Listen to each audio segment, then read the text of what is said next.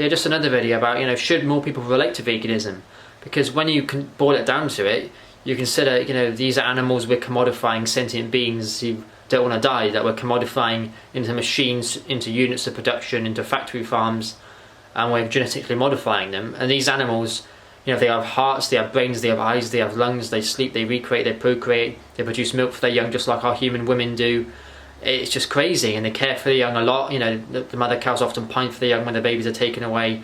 Bobby cars, I don't know what to think about, but you know, and this is so sad what we're doing, and the way we can have chucking in the male chicks into, you know, blender or whatever. You know, these are little day-old chicks. I mean, what is going on? I think we've become so detached from where our food comes from. I think it's absolutely barbaric what is actually happening in these places, and it's so unbelievably hidden. We don't even think twice. You know, when we buy a piece of meat in a supermarket, an animal's lost its life for that. We don't see this through the animal's eyes in the slaughterhouse. You know, the animals probably going there absolutely petrified. You know, the big cows probably have tears rolling down their eyes, the sheep and everything. These animals aren't stupid. You know, a lot of them are mammals, and even the ones that aren't mammals, you know, all have the same organs. They're so biologically similar. And in a society where we care so much about our cat and dogs, so much about discrimination against, you know, black people, all Black Lives Matter.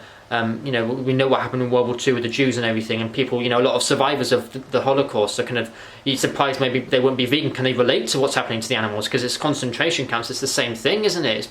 It's the same thing, just a different victim. So it doesn't matter who so it only matters who the victim is. If the victim walks on four legs, goes woof, goes oink oink, goes moo, or goes, you know, bah or something, then it's fine. But if the victim's a human being, or the victim goes woof woof, then it's bad. Massive hypocrisy going on in society. And we need to see this through the animal's eyes, because there is someone inside the animal living their life subjectively, and they only get one chance at life. Anyway, it doesn't matter that we breed them into existence in the first place. We wouldn't put this in any other context, would we? We wouldn't say this for a human context or for dogs or anything. If we bring dogs into existence to kill them and eat them, we would see that as wrong.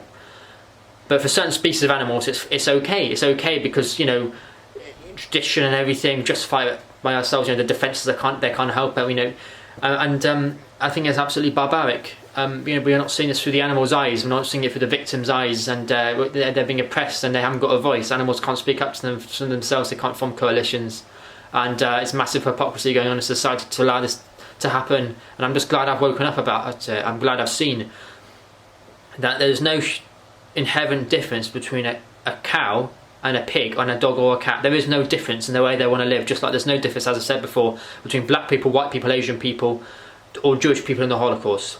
And it's the same principle all around, a superficial difference again. With animals for food, it's based on the species.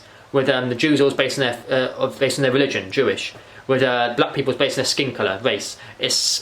It's a superficial difference that was discriminating against them, and this is ridiculous. The amount of people that were killed in World War II, we kill this number of animals every 3 days for the UK food supply industry, and no one blinks an eye. And this is absolutely absurd. And a lot of them, I think we kill like a year, trillion a chicken is the most abused land animal on the planet. We kill like 1 trillion chickens every year. I don't know what might be 1 billion. I can't remember what the number is. I think it must be 1 billion. It's some absurd. I think it might be 1 trillion. It's some absurd number.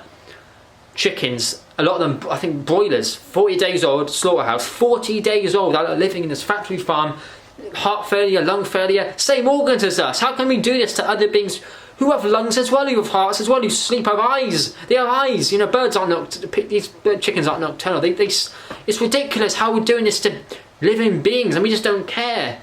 We don't care. It's just absurd. Living beings, and cows, they're maternal. They give birth. We AI them, we put them into some sort of rack and they impregnate them, and they walk around with really heavy udders. They also get mastitis infections and stuff. And then, I just can't believe what we're doing. I can't believe what we're doing to living beings. And we've got the nerve to walk around with our dogs. We've got the nerve to kind of laugh about it and everything. We've got the nerve to post our dogs on Facebook and Instagram and stuff. We've got the nerve to do this and post about it as if we're not vegan.